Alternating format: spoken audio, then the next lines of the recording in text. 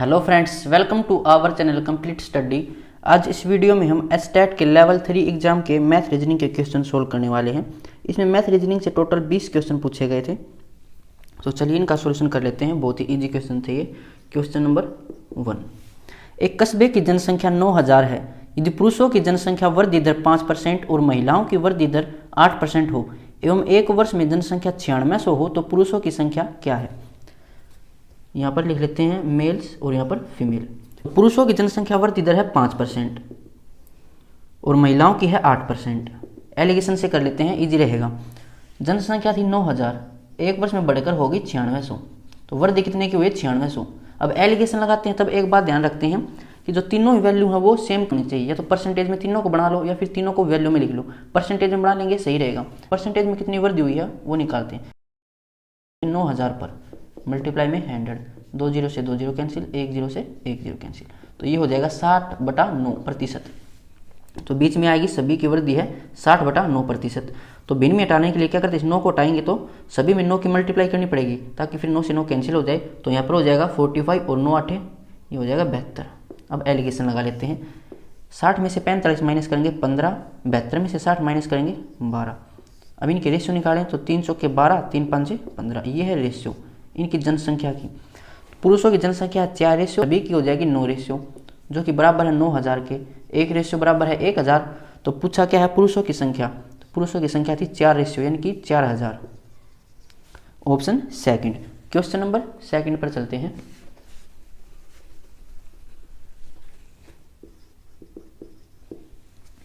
D C तथा ई से लंबा है, तो डी लंबा है सी और ई से। अभी सी और ई का कुछ नहीं पता। ए ई से अधिक लंबा नहीं है, तो ए अधिक लंबा नहीं यानी कि छोटा होगा किससे, ई से, तो ई बड़ा है ए से। सी ए से लंबा है, तो सी भी ए से लंबा है। अभी भी सी और ई का कुछ नहीं पता। डी बी से अधिक लंबा नहीं है, तो अधिक लंबा नहीं तो छोटा होगा कौन, डी, किससे, बी से, तो बी यहाँ पर बड़ा होगा। पूछा क्या है, इनमें से कौन सबसे लंबा है, तो सबसे लंबा कौन है, B. Option second. Question number 3, एक लड़की के फोटोग्राफ की ओर इंगित करते हुए एक्स ने कहा कि वह मेरे दादाजी के इकलौते पुत्र की लड़की है। तो एक्स ने क्या कहा, वह मेरे दादा यानी कि इसका पिता और इसका भी ये पिता, ये इसका दादा हो जाएगा।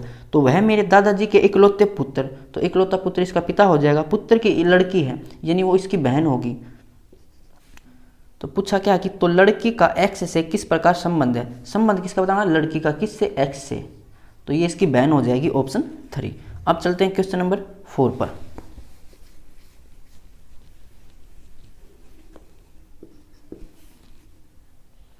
एक वाष्प इंजन वाली रेलगाड़ी पूर्व से पश्चिम की ओर जा रही है तथा उत्तर से दक्षिण की ओर हवा चल रही है, तो उसका धुआं किस दिशा में जाएगा। सबसे पहले डायरेक्शन बना लेते हैं। यहाँ पर है पूर्व, ये है पश्चिम और ये है उत्तर, ये दक्षिण। क्या बोला कि रेलगाड़ी जा रही है पूर्व से पश्चिम की ओर, यानी कि पूर्व से ऐसे पश्चिम की ओर तरफ ये रेलगाड़ी जा रही है और हवा चल रही है उत्तर से दक्षिण की तरफ, ऐसे हवा चल रही है ये। अगर हवा नहीं चल रही होती तो धुआं किस साइड जाता, रेल जा रही है पश्चिम की ओर तो धुआं जाएगा इससे अपोजिट यानी कि पूर्व की तरफ धुआं जाएगा। लेकिन हवा चल रही है उत्तर से दक्षिण की ओर, तो ये हवा इसको धुएं को दक्षिण की तरफ लेकर आएगी, यानी कि धुआं ऐसे जाएगा। अगर हवा नहीं चलती तो ये पूर्व की तरफ जाता, लेकिन हवा इसको दक्षिण की तरफ खींच के लेके आ रही है तो हवा ऐसे जाएगा, बिल्कुल दक्षिण में भी नहीं जाएगा। तो ये कौन सी डायरेक्शन हो जाएगी, पूर्व दक्षिण। और दक्षिण पूर्व किस ऑप्शन में है, ऑप्शन 3। अब चलते हैं क्वेश्चन नंबर 5 पर। निम्न संख्या श्रेणी का अगला पद क्या होगा। तो एक सीरीज दे रखी है 3, 13, 22, 32, 59, 69, 120 और 130। देखो एक बात तो आपको डायरेक्ट दिखाई दे रही है इसमें कि यहाँ पर 10 का गैप है, यहाँ पर भी 10 का गैप है, यहाँ पर भी 10 का गैप और यहाँ पर भी 10 का गैप। तो यहाँ से गैप देख लेंगे। इसमें कितना ऐड किया इसने, 13 और 9 22, और यहाँ पर कितना ऐड किया है, 7 और 27 यहाँ पर ऐड किया है। और यहाँ पर कितना ऐड किया है, 70, 30 और 20, 50 और 1 51 यहाँ पर ऐड किया है। तो अब यहाँ पर कितना ऐड करना पड़ेगा कि अगली संख्या आए। दो कई संख्याओं में तो 10-10 का गैप है और फिर उन दोनों में गैप है, यहाँ पर 9 का, यहाँ पर 27 का, यहाँ पर 51 का। अब यहाँ पर देखें इनमें क्या रिलेशन है, तो इसमें यहाँ पर 18 प्लस कर रखा है और यहाँ पर प्लस कर रखा है 4 और 2 24, यानी कि 18 24, तो इसमें 6 प्लस कर रखा है। 24 में भी 6 प्लस करें तो इसमें प्लस करना पड़ेगा हमें 30, और यहाँ पर 30 ऐड करें 51 में तो यहाँ से आएगा 1 और यहाँ से 8 81। तो 130 में अगर 81 ऐड करें तो ये आ जाएगा 211। 211 इसका आंसर होगा ऑप्शन सेकंड। अब चलते हैं क्वेश्चन नंबर 6 पर।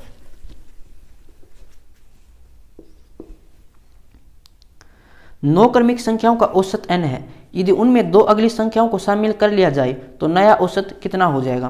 तो 9 क्रमिक संख्या यानी कि क्रम में संख्याएं हैं, तो क्रम में संख्या तो डिफरेंस 1 का होगा, और जब भी डिफरेंस 1 का हो और कोई भी एक संख्या अगर ऐड करेंगे तो एवरेज हमेशा 0.5 इंक्रीज हो जाता है, यानी कि 1/2 इंक्रीज हो जाएगा।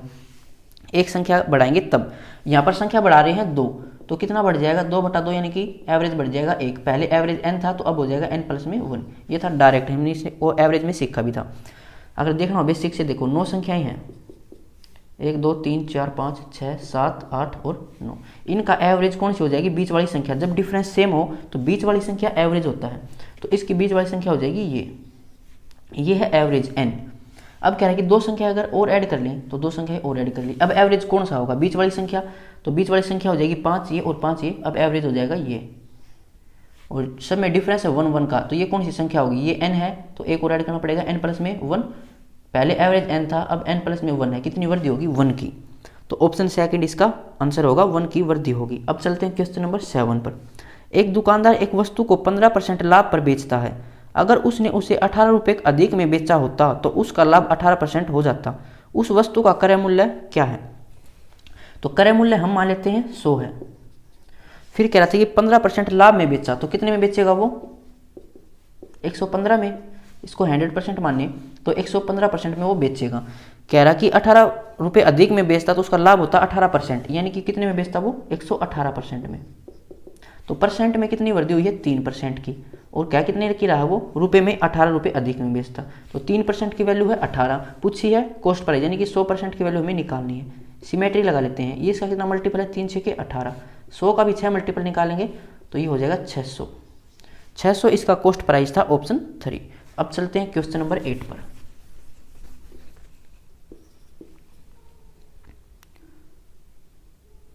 एक नाव किसी निश्चित दूरी को धारा की दिशा में 3 घंटे में जबकि वापसी 4.5 घंटे में तय करती है। यदि धारा की चाल 3 किलोमीटर प्रति घंटा है तो शांत जल में नाव की चाल कितनी है, यानी कि डिस्टेंस तो यहाँ पर कांस्टेंट है। तो डिस्टेंस कांस्टेंट है और कह रहा है कि धारा की दिशा में, तो धारा की दिशा में हमेशा स्पीड इंक्रीज होती है। इंक्रीज होती तो हम स्पीड मान लेते हैं v प्लस में u। ये है नाव की चाल, ये है धारा की चाल। तो धारा की दिशा में जाएंगे तो स्पीड ऐड हो जाएगी, ये स्पीड है। और डिस्टेंस क्या होता है, स्पीड मल्टीप्लाई में टाइम। ये स्पीड है, टाइम कितना लगता है 3 घंटे, तो मल्टीप्लाई में 3। ये डिस्टेंस है, और डिस्टेंस यहाँ पर कांस्टेंट है, यानी कि जितनी धारा की दिशा में डिस्टेंस कवर की होगी उतनी ही डिस्टेंस धारा के विपरीत भी कवर की होगी। तो धारा की विपरीत स्पीड होती है v माइनस u। यह है स्पीड, मल्टीप्लाई में टाइम कितना लगता है 4.5 घंटे, यानी कि 9/2, 9 का आधा। अभी डिस्टेंस कांस्टेंट है और यहाँ पर हमें धारा की चाल दे रखी है, यानी कि u हमें यहाँ पर दे रखा है 3 किलोमीटर पर हावर। अब u की वैल्यू को यहाँ पर पुट कर देते हैं, v की वैल्यू निकल कर आ जाएगी। तो v प्लस में 3, अगर 3 से इसको कैंसिल करें तो ये आएगा 3, 2 की मल्टीप्लाई इस साइड हो जाएगी और यहाँ पर हो जाएगा v माइनस में 3 और मल्टीप्लाई में 3। तो ये हो जाएगा 2v प्लस में 6, 3v माइनस में 9। अब 9 को इस साइड लेके आएंगे तो 15, 3v माइनस 2v, तो v हो जाएगा 15, यानी कि नाव की चाल हो जाएगी 15 किलोमीटर प्रति घंटा। अब चलते हैं क्वेश्चन नंबर 9 पर।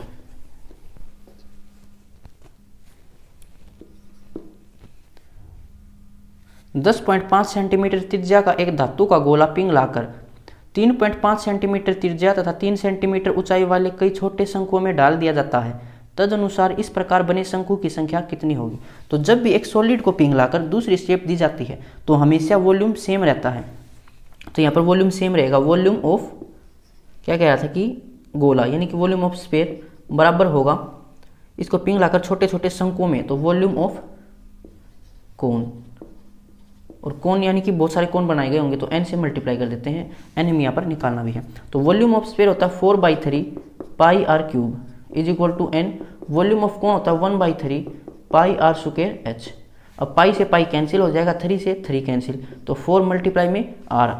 गोले की त्रिज्या 10.5 सेंटीमीटर, यानी कि ये हो जाएगा 21 का आधा, तो 21/2 मल्टीप्लाई में 21/2, r³ है तो 3 बार इसको लिखना पड़ेगा, बराबर n मल्टीप्लाई में r स्क्वायर। शंकु की त्रिज्या थी 3.5 सेंटीमीटर, यानी कि 7 का आधा, तो 7/2 मल्टीप्लाई में 7/2, और हाइट हमें दे रखी थी 3, सभी सेंटीमीटर में है, तो यहाँ पर यूनिट को भी चेंज करना नहीं है। हम 2 से कैंसिल करेंगे, यानी कि 4 तो यहाँ पर कैंसिल हो गया, और 7 से 7 तिया 21, 7 तिया 21, 3 से 3 कैंसिल हो जाएगा, इस 2 से ये 1 2 कैंसिल हो जाएगा। अब 2 की मल्टीप्लाई इस साइड करेंगे तो 2 तिया 6, 6 एकम 6, 6 दूनी 12, तो n यहाँ से आ जाएगा 126, ऑप्शन सेकंड। अब चलते हैं क्वेश्चन नंबर 10 पर। तो सूर्य उदय के समय सूर्य होगा पूर्व दिशा में, यहाँ पर मानते हैं पूर्व, ये है पश्चिम, यह है उत्तर और यह है दक्षिण, यहाँ पर है सूरज, और ये दोनों x और y यहाँ पर है उत्तर और दक्षिण में, एक दूसरे की तरफ मुंह करके खड़े हैं। अभी नहीं पता x कौन सा है y कौन सा है, तो इनकी परछाई इस साइड पड़ेगी, जहाँ पर सूरज है उससे अपोजिट इसकी परछाई पड़ेगी। अब कह रहा है यदि y की परछाई x के दाईं ओर पड़े, तो अब ये इसकी राइट साइड तो ये है, और ये इसका राइट साइड, और इसका है ये लेफ्ट साइड। तो कह रहा है कि y की परछाई x के दाईं ओर, तो दाईं ओर इसका है, यानी कि ये x है और ये y है, y की परछाई इस साइड पड़ेगी और यही x का दायां तरफ है। तो कह रहा है कि y का मुंह किस दिशा में, तो y का मुंह किस दिशा में है, उत्तर की ओर इसका मुंह है, ऑप्शन 1। अब चलते हैं क्वेश्चन नंबर 11 पर। यदि कोई धनराशि वार्षिक चक्रवृद्धि ब्याज के आधार पर 3 वर्षों का चक्रवृद्धि ब्याज जोड़कर 3 सही 3/8 गुना हो जाए, तो ब्याज की वार्षिक दर है। टाइम कितना है यहाँ पर 3 वर्ष, और क्या करेगी 3 सही 3/8, यानी कि 3 8 24, 24 और 3 27/8 गुना हो जाती है। अगर प्रिंसिपल 8 था तो अमाउंट कितना होगा 27, प्रिंसिपल और अमाउंट 8 और 27। अगर 3 वर्ष है तो क्यूब रूट करना पड़ेगा, स्क्वायर होता तो हमें स्क्वायर रूट करना पड़ता। 8 का क्यूब रूट कितना होता है 2, 27 का क्यूब रूट होता है 3, ये 1 वर्ष का है, तो कितने की वृद्धि हुई है 1, किसके रिस्पेक्ट में 2 के रिस्पेक्ट में, मल्टीप्लाई में 100, तो ये हो जाएगा 50%, ये इसकी रेट हो जाएगी ऑप्शन 4। अब चलते हैं क्वेश्चन नंबर 12 पर।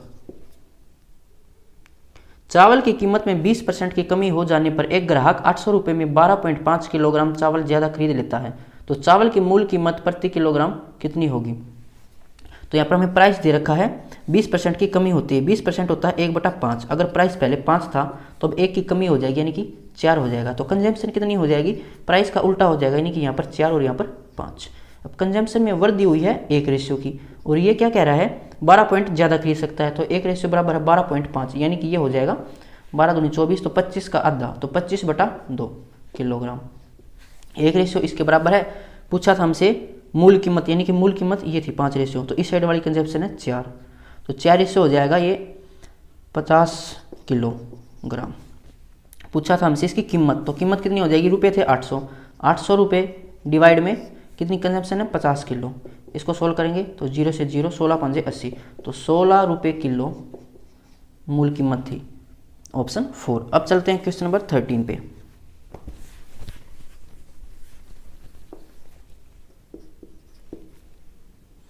विभाजन के एक योगफल में विभाजक भागफल का 12 गुना तथा शेषफल का 5 गुना है, यदि उसमें शेषफल 36 हो तो भाज्य है। भाज्य क्या है, भाजक गुणा भागफल जमा शेषफल, ये इसका रिलेशन होता है, ये रिलेशन आपको याद होना चाहिए, डायरेक्ट क्वेश्चन इससे पूछे जाते हैं। अब इस रिलेशन में आपको 1 की वैल्यू दे रखी होगी, यहाँ पर देखो शेषफल 36 हो तो शेषफल कितना दे रखा 36। पहली लाइन में बोला था कि विभाजक भागफल का 12 गुना और शेषफल का 5 गुना, तो शेषफल का 5 गुना कितना हो जाएगा, ये 5 6 30, असल लगी 3, 5 3 15 और 3 18, 180। फिर बोला था कि जो भाजक है वो भागफल का 12 गुना होगा, तो भागफल कितना होगा, इसको 12 से डिवाइड करें तो 12 एकम 12, 12 पंजे 60, भागफल होगा 15, इसको सोल्व कर लेते हैं, ये हो जाएगा 1 0 15 8 120 और 15 एकम 15 और 12 कितना हो जाएगा 27, इसमें 36 ऐड करना, तो 27 और 36 इसका आंसर होगा, ऑप्शन सेकंड। अब चलते हैं क्वेश्चन नंबर 14 पर। निम्न श्रेणी का अगला पद ज्ञात कीजिए, तो तो श्रेणी हमें क्या दे रखी थी, Z1A X2D V6G T21J R88M और फिर दे रखा था P 445 और P। तो नेक्स्ट टर्म क्या आएगी, देखो Z होता है 26वें नंबर पर, ये 24, ये 22, ये 20, ये 18, ये 16। तो क्या रिलेशन दिखाई दे रहा है, सब में दो दो कम हो रहा है। 16 में से 2 माइनस करेंगे 14, 14 पर होता है n। अब n किस ऑप्शन में, पहले 2 ऑप्शन में है, तो लास्ट से हम ट्राई कर सकते हैं। ये है 1 पर, ये है 4 पर, ये है 7 पर, ये 10 पर, ये 13 पर और ये 16 पर। अब इनमें क्या रिलेशन है, सभी में 3 3 ऐड हो रखा, तो 16 में 3 ऐड करेंगे तो 19, 19 पर होता है s। तो पहले n हो और लास्ट में s हो। देख लो किस ऑप्शन में है, ऑप्शन 3 इसका आंसर हो जाएगा। अगर नंबर से देखना हो तो नंबर में क्या दिखाई दे रहा है आपको, ये हो जाएगा, यानी कि ये इसका 1 गुणा और प्लस में 1 और 2 गुणा 2 जमा 2, 6 3 18 और 3 21, 21 का 84 और 4 88, ये 5 फिर 6 से मल्टीप्लाई करके 6 इसमें ऐड करना पड़ेगा। अब चलते हैं 15 पर। किसी संख्या को 5, 9, 13 से विभाजित करने पर क्रमशः 2, 6 तथा 10 शेष बचता है, तो ऐसे सबसे छोटी संख्या क्या है। तो इनको बाई ऑप्शन से करते हैं, बहुत इजी रहता है। सबसे पहले हमें चेक करनी सबसे छोटी संख्या, क्योंकि सबसे छोटी संख्या इसने पूछी है। इनमें सबसे छोटी संख्या है 572। तो 572 को चेक करो, कह रहा था कि 5, 9, 13 से भाग करने पर 2, 6 और 10 शेष बचता है। तो 5 से डिवाइड करेंगे तो 2 शेष बचेगा, सही है। 9 से भाग करेंगे तो 6 शेष बचना चाहिए। इनको जोड़िए तो 7 और 6, 7 और 5 12 और 2 14, 9 माइनस करेंगे तो 5 शेष बचेगा, आंसर नहीं हो सकता। सेकंड ऑप्शन है 582। 5 से भाग करेंगे 2 शेष बचेगा बिल्कुल। 9 से भाग करें तो 8 और 5 13, 2 15, 6 शेष बचेगा। 13 से भाग करेंगे 13 चौके 52, फिर बचेगा 6, 13 चौके 52 और 10, बिल्कुल यही हमारा आंसर हो जाएगा। नहीं फिर इसको हमें सोल्व करना पड़ता है। देखो 5, 9 और 13 से भाग करते हैं तब शेष बचता है 2, 6 और 10। तो सभी में रिमाइंडर सेम है। क्या करना, इन सभी का एलसीएम लेके उसमें से फिर 3 माइनस कर देना, आंसर आ जाएगा। अब चलते हैं क्वेश्चन नंबर 16 पर। एक निश्चित कूट भाषा में पार्टिकल को क्या लिखा जाता है,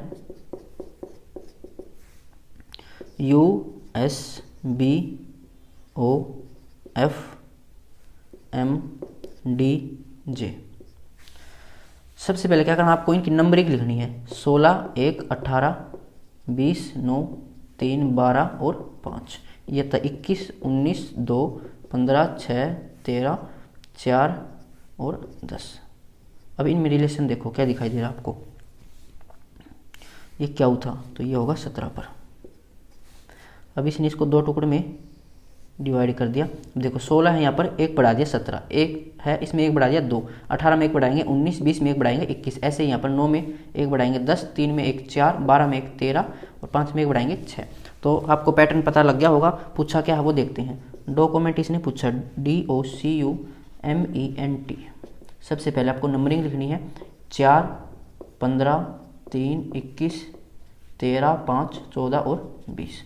2 भागों में इसको तोड़ना है। अब यहाँ पर है D, इसमें 1 बढ़ाएंगे 5 और जो अल्फ़ाबेट आएगा उसको यहाँ पर लिखना है। 5 पर आता है E, 15 में 1 बढ़ाएंगे 16 पर आता है P, 3 में 1 बढ़ाएंगे 4 पर आता है D, 21 में 1 बढ़ाएंगे 22 पर आता है V। तो देख लो किस में ये 4 अल्फ़ाबेट हैं। पहले VDPE, ये तो 3 ऑप्शन में है, आगे भी सोल्व करना पड़ेगा इसको। 13 में 1 ऐड करेंगे 14, 14 पर आता है N, 5 में 1 ऐड करेंगे 6 पर आता है F, ये आता है फिर 15 पर O और ये हो जाएगा 21 पर U। अब देख लो UOFN, तो ऑप्शन 3 इसका आंसर हो जाएगा। अब चलते हैं क्वेश्चन नंबर 17 पर।